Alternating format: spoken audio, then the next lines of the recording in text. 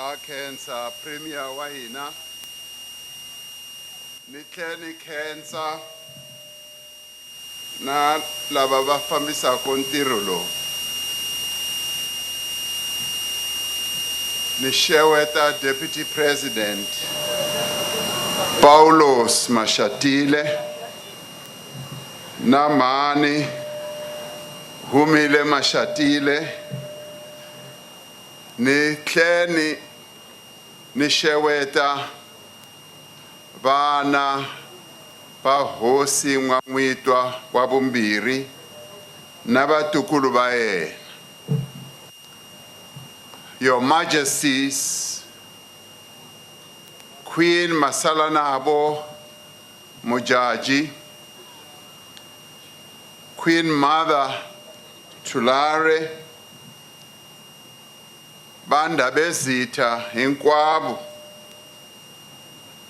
na Chairperson wa Valoyi Royal Council, Premier wa hina wala Limpopo Dr. Phylia N'wamitwa II, na timeyara ta hina. I also extend my greetings to the ministers who are here present and deputy ministers and members of our national parliament as well as our provincial assembly, legislature rather. And I also want to extend my greetings to the leaders of various political parties who are here. Premier Floyd Shivambu is not your former brother. He is still your brother. I also extend my greetings to the religious leaders who are here with us. Rinhlekani ka n'wina hinkwerhu, le masihari.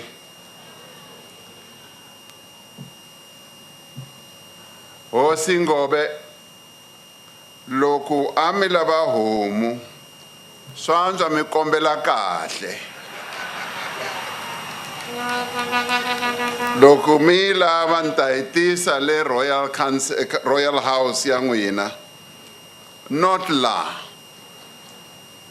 It is indeed with great sorrow that we today bid farewell to a leader, a pioneer, and a great daughter of the soil, Hosi Dr. Phylia N'wamitwa II. The Vatsonga Shangaan nation has lost a mother, but the whole nation has lost a mother and a leader. Those who have experienced the pain of losing a mother will attest that it is one of the deepest pains and wounds that anyone can ever suffer. On behalf of the government of the Republic of South Africa and the people of our country, we offer our deepest and profound condolences. Since the news of the passing of Hosi N'wamitwa II was announced on the 9th of February, tributes have been pouring in from South African citizens and from beyond our borders. She was a towering figure who in many ways embodied humility and was passionate about the development not only of the N'wamitwa people here in this area, but our people right across the country, as you have heard. As the first female Hosi of the Vatsonga, she was a trailblazer. This was significant because it affirmed that customary law must align with our Constitution. including as well as gender equality. That is a key cornerstone of our Constitution. It set, that is her recognition, set an important precedent for women in traditional leadership in South Africa, and finally demonstrated how customary practice and law should evolve in our country. Above and beyond her royal duties, Hosi N'wamitwa had an illustrious career as an educator and was a seasoned political activist. It was a privilege that I will always cherish at a personal level for having worked with her and participated alongside her during the CODESA negotiations that preceded South Africa's first democratic elections in 1994. One of the great honors that I had was being sworn in as a member of parliament, together with her and the father of our nation, Nelson Mandela, in 1994 to represent the African National Congress in the National Assembly. Most recently, she accepted my invitation to be a member of the Eminent Persons Group. And today we have two members of the Eminent Persons Group who have come here to honor her, Siyangoza and Professor Maluleke as well. This Eminent Persons Group is entrusted with guiding and advising us all on the national dialogue. Hosi N'wamitwa II was a visionary.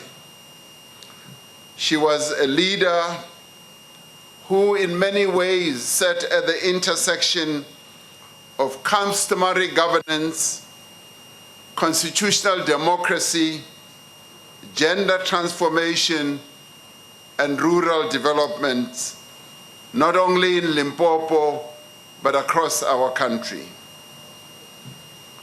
The late Hosi N'wamitwa was also a philanthropist who leaves behind a very rich legacy of community development and advancing the rights of rural women.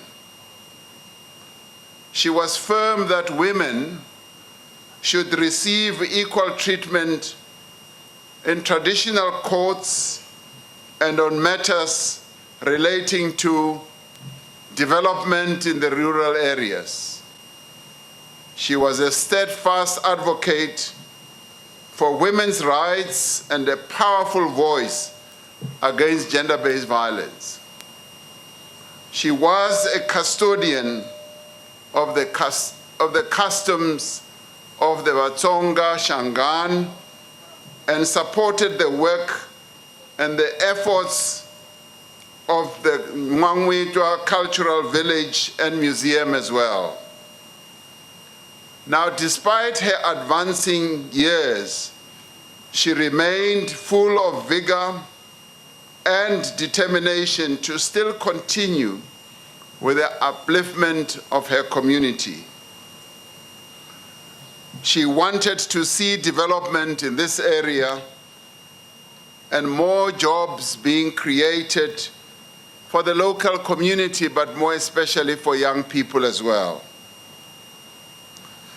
In this regard, she was passionate and excited about the work that is being prepared and done for the construction of the N'wamitwa Dam, a bulk water project being spearheaded by the government of Limpopo and the Department of Water and Sanitation.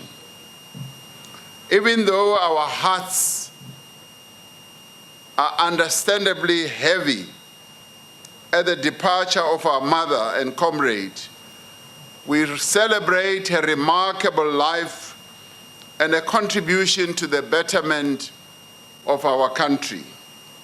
In 2008, when she was officially installed as the first female Hosi of the Vatsonga, history was made. When the Constitutional Court ruled that the Valoyi traditional authority was entitled to adopt its customary succession rule to allow a woman to become Hosi, it was a great advance for all traditional communities in our country and on the continent. And here, Judge Lekhodi, I have to pay tribute to you for having heard today that the case that she finally won was started in your office. We thank you, and we thank you for your courage as a lawyer for having initiated this. But we also thank former Premier N'wamitwa II for having been at the head of all this. Thank you so much, former Premier N'wamitwa II. Of course, we thank the Limpopo government as well, which has been firm in ensuring that the rights that are enshrined in our Constitution are indeed upheld. Going to court to assert her right to chieftaincy took great courage, resilience, and strength of character as well. She stood up to claim the rights guaranteed by our Constitution. In this sense, Her Royal Highness embodied the spirit of the women of 1956, who marched on the Union buildings, the seat of the apartheid power, to assert that they would not tolerate being oppressed and marginalized as women in our country. The discrimination laws against which they stood were still in place 12 years later, in 1968, when the late Hosi's father, Hosi N'wamitwa, passed away. Black women lived at the intersection of racial domination and legal exclusion. In the cities, in the villages and farms, they were harassed by the apartheid regime. They could not do as they wished. They could not work or live where they chose or study a profession of their choice.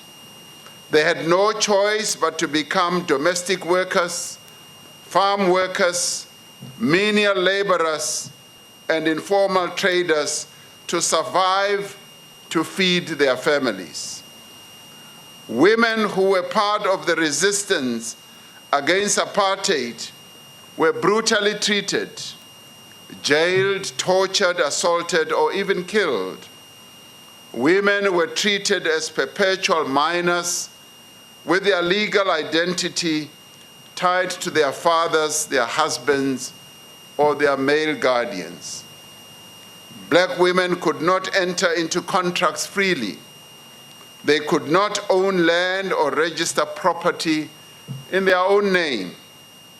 Traditional marriages were not recognized, leaving millions of women financially destitute if they divorced or their husbands died.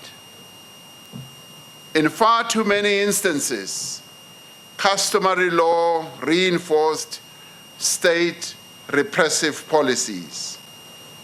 The late Hosi N'wamitwa II was not spared from this humiliation herself, as customary law at the time did not permit a woman to become a Hosi. Her right to the chieftaincy as the only child of her late father was not recognized. Yet, like the brave women of 1956, She did not accept her fate, and in challenging it, she transformed her fortunes and altered the course of our country's history. After a long battle, the Constitutional Court ruled that the Valoyi Traditional Authority was indeed entitled to apply a developmental and transformative approach to customary law in dealing with the chieftaincy succession dispute. It affirmed that customary law and constitutional rights are not in opposition, but are complementary. As we reflect today on the legacy of Hosi N'wamitwa II, the symbolism of her installation is most enduring. It signaled that tradition cannot be invoked to entrench the oppression of women and gender discrimination. She had to fight to claim her birthright and her rights as a woman. In doing so, she ensured that all future royal daughters do not suffer the same fate. She demonstrated to this community that South Africa, and to Africa and indeed to the world, the right and the ability of women to be traditional leaders should be sacrosanct. Her recognition became a landmark case in customary and gender equality. Hosi N'wamitwa II proved that female traditional leaders are not just symbolic breakthroughs. They operate in structurally complex environments of dual governance systems, traditional leaders, and elected representatives of governance. They have a development role to address challenging issues that still beset our people. Challenging problems like rural poverty, land pressures, and patriarchy. Their strategic focus, therefore, needs to be both institutional and developmental. Our beloved mother understood that many female leaders inherit authority in systems historically structured around male patriarchal hegemony and succession. She was clear that traditional leadership should consolidate legitimacy through transparent governance and succession processes by ensuring that institutional authority is exercised through strong, inclusive traditional councils, and that such authority should be anchored in both customary recognition and constitutional alignment. She knew that female traditional leaders carry symbolic weight, but she understood that symbolism must translate into structural change by ensuring that women are meaningfully represented in various structures of our governance system. It is for this reason that one can be proud of the fact that more and more of those head men and women who were serving under her are women, and the number will increase, I am sure. She led the process of reform for customary practices that disadvantage women when it came to inheritance, land allocation, and dispute processes. She was clear that we should strengthen protections against gender-based violence at community level. She was not hesitant to speak out against men who abused women. She wanted to ensure that customary courts treat women as full legal actors as well.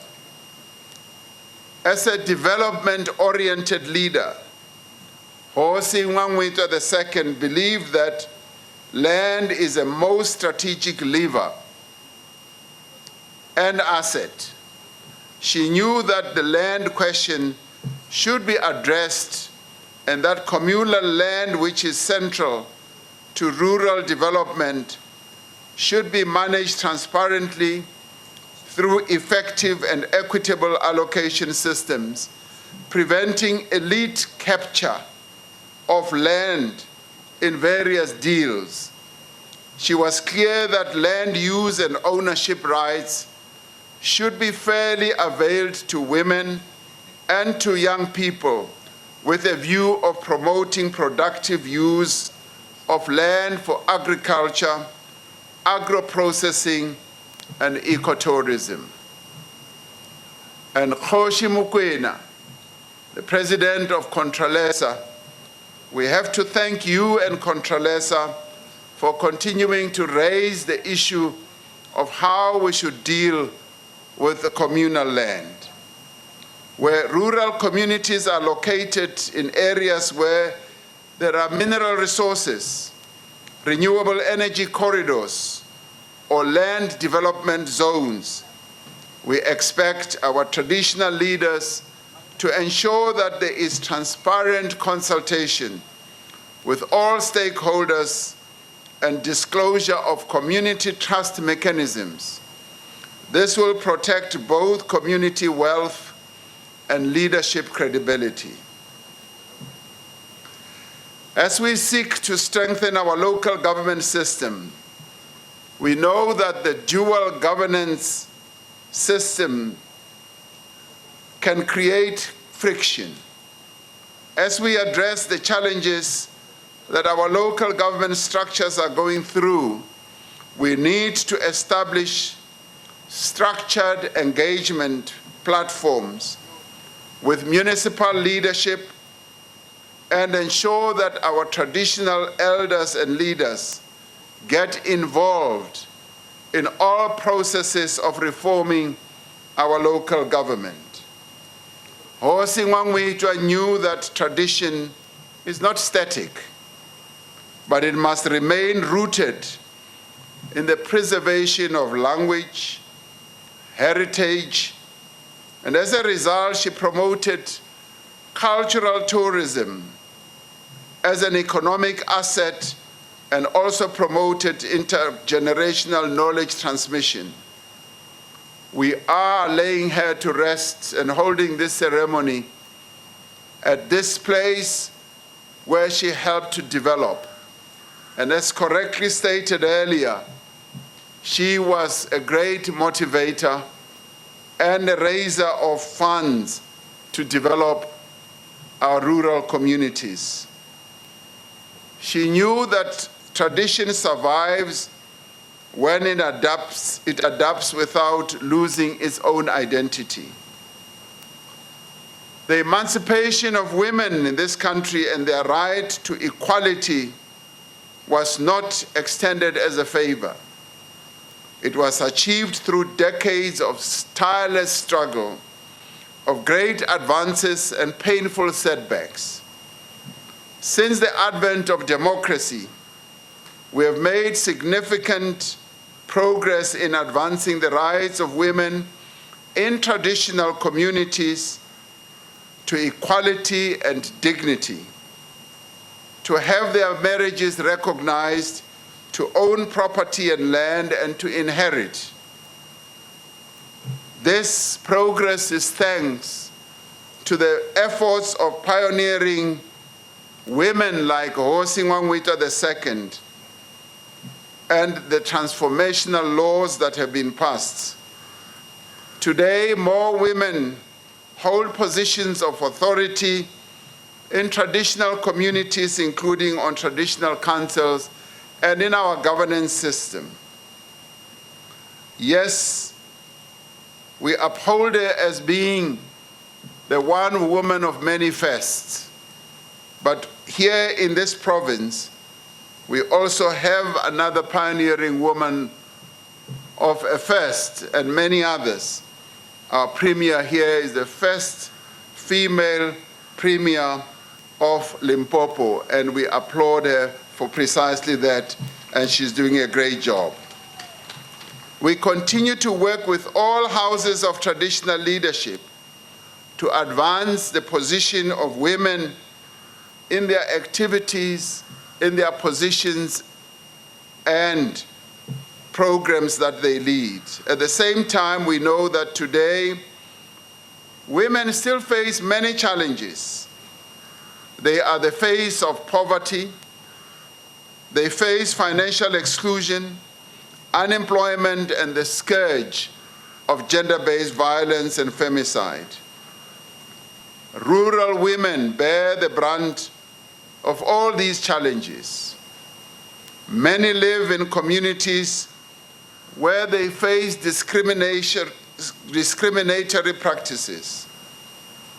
The challenge to us all, as we celebrate the life of the late Hosi N'wamitwa II, is to work together as government, as traditional leaders, as civil society, to give effect to her legacy,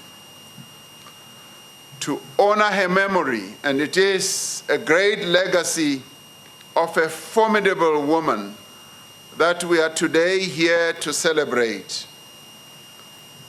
To honor that memory and that legacy, I call on all organs of the state, the institutions of traditional leadership, and all communities to declare that never again will culture and tradition be used as an excuse for the exclusion and oppression and subjugation of women. We should all work to ensure that the full and meaningful equality of women and men is lived out in every village, in every town, in every city, and in every province. We should rid our country of patriarchy as well, where men believe that they hold power over women and that their word should always be the word that should be obeyed. We call on the youth of this community and the youth of our country to ensure that the legacy of Hosi N'wamitwa II lives on in their actions and in their words. We are counting on the energy of all of us and vision to pick up where she left off for the betterment of the villages of our country, the towns of our various areas in our country, and the province and the country as a whole. It is so that we should pick up from where she has left off. The spear has indeed fallen, but it is a spear that we must pick up. And we need to ensure that in the forward march towards full gender equality in our country, no one is left behind, even in the most rural and remote areas.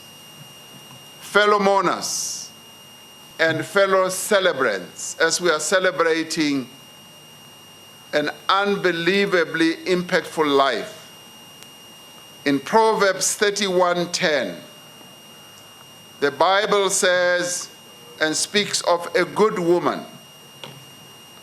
It says she sets about her work vigorously. Her arms are strong for her tasks. She sees that her trading is profitable, and her lamp does not go out at night. She opens her arms to the poor and extends her hand to the needy. She is clothed with strength and dignity. She speaks with wisdom, and faithful instruction is on her tongue. She watches over the affairs of her household and does not eat bread of idleness. Her children arise and call her blessed. Today, this community, who are all the children of Hosi N'wamitwa II, who have all benefited from her fruitful instruction, can be said to be rising and call her a blessed woman. She was a pillar of this community, but she was also a pillar of our nation. That is why, even at 85, I was able to appoint her to be one of the eminent South Africans, to be called the Eminent Persons Group. We mourn her, and we will forever remember her. But today, we are also here to celebrate her life. Surely goodness and mercy followed her all the days of her life. May she continue to dwell in the house of the Lord forever. To the Shilubana and Valoyi families, her loved ones and friends, we share in your sorrow. And as we share in her sorrow, we remember the beauty of her soul, the outstanding character that she had. Now today, having listened to some 16 speakers, I only had 2 or so talking about her beauty. She was one of the most beautiful women that I had come across. And 2 people spoke about her beauty. Now, I was born exactly 12 years after she was born, so I don't know whether I would have competed with Prince Shilubana or not, but certainly even at her age, her beauty was always shining. We heard Tsakani speak about how she even looked even when she was in a wheelchair. Her beauty had never waited for her throne. Her beauty was not a fleeting beauty. It was not the kind that fades with season or bows with time. It was the beauty of resolve, of standing tall when history seemed also to hesitate to acknowledge the inner beauty in her. The beauty of her intellect, sharpened by the purpose that she displayed. Hers was not just a natural beauty. It was beauty of her compassion. Her beauty did not fade or weaken with the authority that she held. It just deepened. That is the nature of the woman that we have come to say farewell to. She was indeed a formidable woman. Formidable woman amongst many in our country. We are a country that has been well blessed. Blessed because we've had outstanding women who have provided great wisdom and leadership to our country. She stands amongst many of those. When I heard of her passing, I knew then, even before receiving Premier Phylia N'wamitwa's request, that she needed to be given the best send-off that we could give. And she needed this type of official funeral. And I want to thank you all and South Africans for bestowing on Hosi N'wamitwa II the honor that all of us have bestowed on her. She more than deserved it. She was an outstanding South African. We bow our heads and continue to thank her. Ha khensa hiri, mani wa hina, metlela hi kurhula. Hi ta ringeta hi ndlela to tala ku ri hi yisa ntirho wa n'wina le mahlweni. Hina hi nga sala leswi mi nga hi dyondza swona hi ta swi yisa mahlweni. Ha khensa.